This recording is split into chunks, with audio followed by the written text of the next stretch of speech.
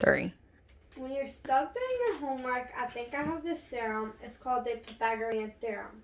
If you go through kindergarten, you learn your ABCs, and that's all you need to know for a squared plus b squared equals c squared. And it's easy as 1, 2, 3. A squared plus b squared equals c squared is the knowledge you can use all through college. I love this shape. It's not hard to create. A 90-degree angle called a right triangle. You got two legs that look like pegs and form an angle called a 90-degree right triangle. Now let's talk about that hypotenuse. It's diagonal from the 90-degree angle. Now let's play hide and seek. Don't lose. Can you find me? I'm the hypotenuse. It's not hard. Use the equation in charge. A squared plus b squared equals c squared. It is again. Remember that one and you will win. When you think you're done, don't forget to square that last one. I want to thank someone who is a really good leader. Her name is Miss Cole, and she is the best math teacher. And she is the one to thank for teaching me this theorem. It's called the Pythagorean theorem. And then in my poem, I said, you gotta use your ABCs for the theorem. Okay, so the theorem would be a squared plus b squared equals c squared.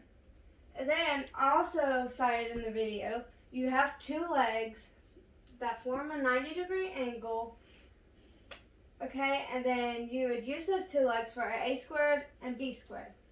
The first one you would do 10 squared because that's one leg, and then 2 squared because that's the other leg.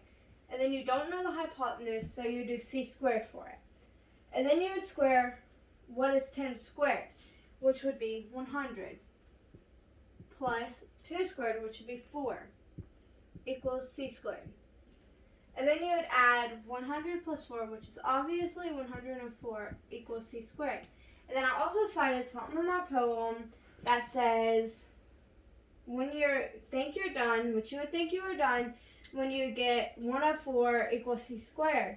And I said in the poem, when you think you're done, don't forget to square that last one, which would be 104 equals c squared.